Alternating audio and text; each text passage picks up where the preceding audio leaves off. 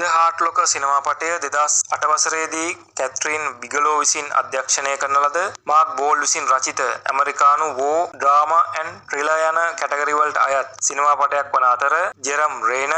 Anthony Mackie, Brian Geraghty, Evangeline Lilly, Christian Camargo, Ralph Fiennes, David Morse සහ Guy පියර්ස් යන නළු නිළියන් රසක් මේ සඳහා රංගනයෙන් දායක වන අතර ඉරාක යුද්ධයේදී කැරලිකරුවන් විසින් ඇමරිකානු බට කණ්ඩායම් ඉලක්ක කරමින් වැඩි දියුණු කරන ලද අධිබලති පුපුරන ද්‍රව්‍ය යොදා සකස් කර ප්‍රදේශය පුරා අටවා තිබෙන බෝම්බ සහ මරවුගුල් නිෂ්ක්‍රිය කිරීමේ කාර්යයේ නියුතු වෙමින් සිටින එක්සත් ජනපද හමුදා EOD ඒකකයක් වන බ්‍රාවෝ කම්පැනි සමග පළමු පන්තියේ සාජන් විලියම් ජේම්ස් සම්බන්ධ වන විට ඔහුගේ කණ්ඩායමට මුහුණ දීමට සිදුවන යුදමය ආතතීන් හමුවේ ඔවුන් ඒවාට කෙසේ ප්‍රතිචාර දක්වනවාද යන්න උද්වේගකර සිදුවීම් මාලාවක් මෙහි අන්තර්ගත වෙනවා වගේම වීඩියෝ එක හොඳයි නම් channel එක sub කරන්න කියලා ඔයාලගෙන් ඉල්ලනවා වගේම like කරන්න comment කරන්න අමතක කරන්නත් එපා. එහෙනම් යාළුවනේ අපි ඉක්මනට යමු වීඩියෝ එකට. ඉරාක යුද්ධයේදී එක්සත් ජනපද හමුදා ඉලක්ක කරමින් කැරලිකරුවන් විසින් වැඩි දියුණු කරන ලද පුපුරන ද්‍රව්‍ය අඩංගු කර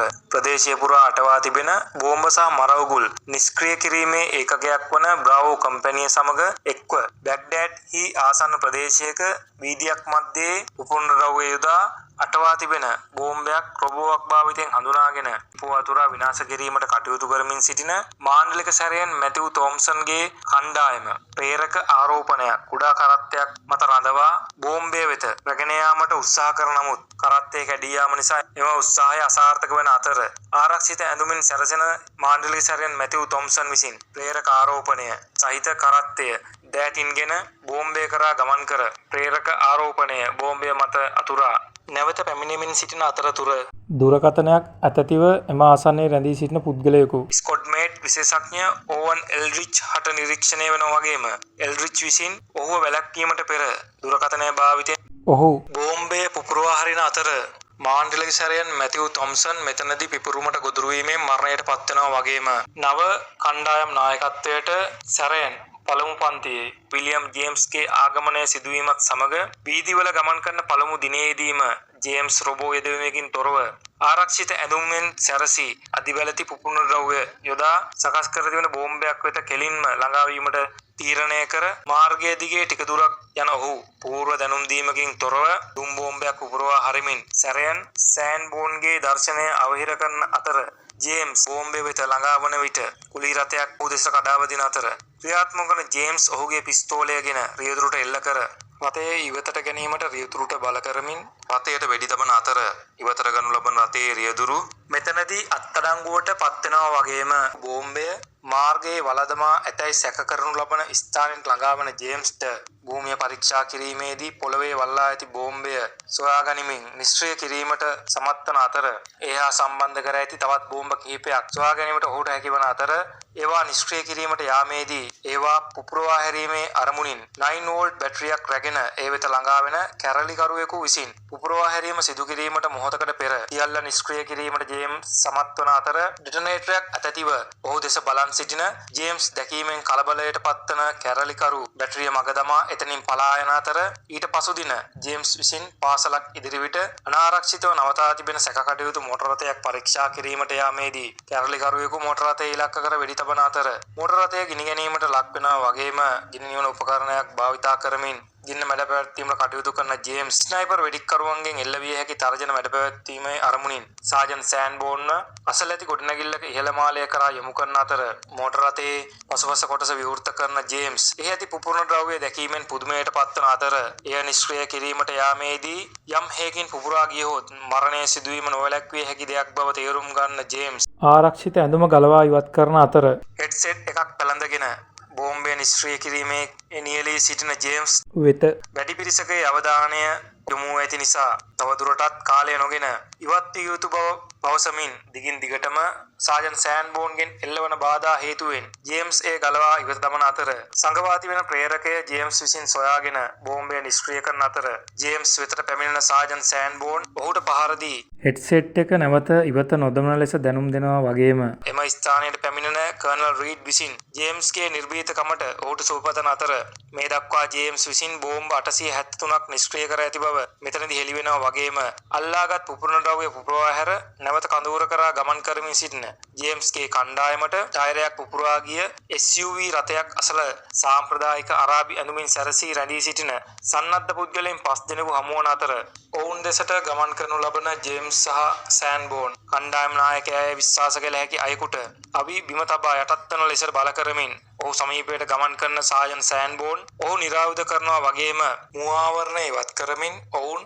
මිත්‍ර පාර්ශ්වයේ බව ඔහු විසින් දැනුම් දෙනවා වගේම ඔවුන් බ්‍රිතාන්‍ය පෞද්ගලික කුලී හමුදා කණ්ඩායමක් බව ජේම්ස්ට පවසන අතර ඔවුන් භාරයේ සිටින සැකකරුවන් දෙදෙනා වඩාත් අවශ්‍ය කර සිටි ඉරාක ජාතිකයන් දෙදෙනෙකු බව ඔවුන් විසින් හෙළි කරනවා වගේම ටයරය සවි කිරීමට යන කුලී හමුදා බටයෙකු ස්නයිපර් ප්‍රහාරයකට ලක් වෙනවා සමගම ඔවුන් සියලු දෙනා අනපේක්ෂිත ප්‍රහාරයකට ලක්වන අතර ව්‍යාකූලත්වයට පත්ව සිරකරුවන් දෙදෙනා එතනින් පලා යනවා වගේම ඔවුන් කණ්ඩායම් නායකයාගේ වෙඩිපහරට ලක්වන අතර තවත් කුලී බටයෙකු මෙන්ම සතුරු ස්නයිපර්වරයා ඉලක්ක කරමින් සිටින කණ්ඩායම් නායකයාද ස්නයිපර් ප්‍රහාරයකට ලක්ව මිය යන අතර ක්‍රියාත්මක වන සෑන්බෝන් ස්නයිපර් අවිය රැගෙන ජේම්ස් සමග එක්ව ප්‍රහාරකයන් තිදෙනෙකු ඉලක්ක කරනවා වගේම ඔවුන් පසුපසින් පැමිණෙන තවත් ප්‍රහාරකයෙකු එල්ඩ්‍රිච්ගේ වෙඩිපහරට ලක්ව මිය යන අතර නැවත කඳවුරට පැමිණෙන ඔවුන් රිසිසේ කාලය ගත කරමින් විනෝද වෙනවා වගේම පසුදින ජේම්ස් ඇතුළු කණ්ඩායම විසින් ගබඩාවක් වඩලන අතර ඔවුන්ට එදින පුපුරන ද්‍රව්‍ය සහ විශාල පතුරම් ප්‍රමාණයක් හමු වෙනවා.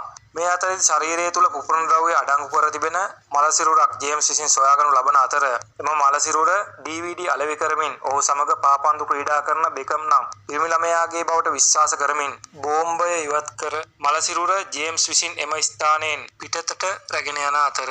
ඔවුන් එම ස්ථානයෙන් පිටව යාමට සූදානම් වන විට කඳවුරේ මනෝචිකිත්සක වරයා ලෙස කටයුතු කරනු ලබන ලුතිනන්ට් කර්නල් ජෝන් කේම්බ්‍රිජ් පිපිරීමකට ලක්ව මිය යන අතර එල්ඩ්‍රිච් මෙම සිදුවීමෙන් තවදුරටත් කම්පනයට පත්වන වගේම කඳුරට ආපසු යන ජේම්ස් බෙකම් DVD අලෙවි කරමින් සිටි කුටියට ළඟා වී එහි සිටින වැඩිහිටි මිනිසාගෙන් බෙකම් පිළිවන් තොරතුරු විමසන අතර වැඩිහිටි මිනිසා ඉංග්‍රීසි නොදන්නා බව මවාපාන අතර සවස් යාමේදී තම බඩු බාහිර ආදිය ට්‍රක් රථයට අසුරා පිටව යාමට සූදානම් වෙමින් සිටින වැඩිහිටි මිනිසාට පිස්තෝලයක් පෙන්වා දියටපත් කර බෙකම්ගේ මරණයට වක්කිය යුතු පුද්ගලයන් වෙත රැගෙන යන ලෙස දැනුම් දෙන අතර රථය නේවාසික ප්‍රදේශයක පිහිටි නිවසක් ඉදිරිපිට නතර කරන වැඩිහිටි මිනිසා බෙකම්ගේ මරණයට වක්කිය යුතු පුද්ගලයා එහි රැඳී සිටින බව පවසා ජේම්ස් එම ස්ථානයේ දමා පලා යන අතර පලිගැනීමේ අරමුණින් නිවස තුළට කඩා වදින ජේම්ස්ට මහාචාර්යවරයෙකු සහ ඔහුගේ බිරිඳ පමණක් හමු වන අතර පලිගැනීමේ අරමුණ අතහැර ජේම්ස් එම ස්ථානයෙන් පලා යනවා වගේම නැවත කඳවුර වෙත පැමිණෙන ජේම්ස් මුරසෙබළුන්ගේ දැඩි පරීක්ෂාවට ලක්වන අතර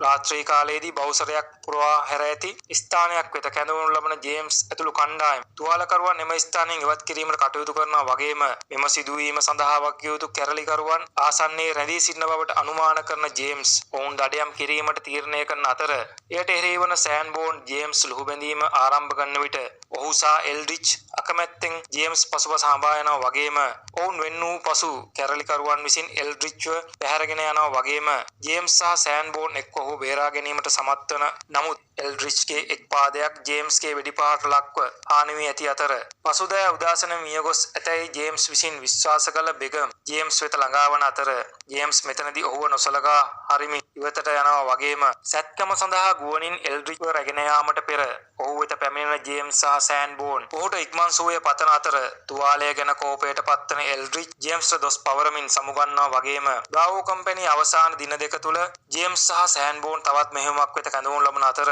බෝම්බ කබායක් සහිත අහිංසක ඉරාක සිවිල් වැසියෙකු බේරා ගැනීමේ අරමුණින් ඔහු වෙත ළඟා වෙන ජේම්ස් සෑන්බෝන්ගේ උදව් ඇතිව බෝම්බ කබායේ ඇති අගුල් කපා ඉවත් කිරීමට උත්සාහ කරමින් සිටින අතර බෝම්බය පුපුරා යාමට තිබෙන කාලය සීමිත බැවින් මිනිසා අතහැර දැමීමට ජේම්ස්ට බල කරමින් සෑන්බෝන් එතනින් ඉවතට දිව යනවා වගේම තවදුරටත් මිනිසා බේරා ගැනීමට කාලයක් නොමැති බව ඔහුට පසක් කරමින් ජේම්ස් තම ජීවිතය බේරා ගැනීමට ඉවතට දිව යන අතරතුර බෝම්බය පුපුරා යමින් මිනිසා මරණයට පත් වෙනවා වගේම බෝම්බ පිපිරුමට ගොදුරු වන ජේම්ස් වීසි ගොස් බිම ඇද වැටෙන නමුත් ජීවිතය බේරා ගැනීමට ඔහු මෙතනදී සමත් වෙනවා වගේම මෙම සිදුවීමෙන් කලබලයට පත්වන සෑන්බෝන් ඔහුගේ මරණය ගැන දෙමව්පියන් හැර වෙනත් කිසිවෙකු දුක් නොවනු ඇති බවට මැසිවිලි නගන අතර බ්‍රාවෝ කම්පැනියේ සේවයේ නිමාවෙන් පසු ඔහුගේ හිටපු බිරිඳ වන කොනී සහ කුඩා පුතු වෙත නැවත පැමිණෙන ජේම්ස් ඇය සමගින් තවදුරටත් සිය නිවසේ ජීවත් වන අතර ගත කරමින් සිටින සිවිල් ජීවිතය ගැන නොසතුටට පත් වෙනවා වගේම තමන් වඩාත් ආදරය කරන බව දන්නා එක දෙයක් ඇති බව ඔහු තම පුතුට පවසමින්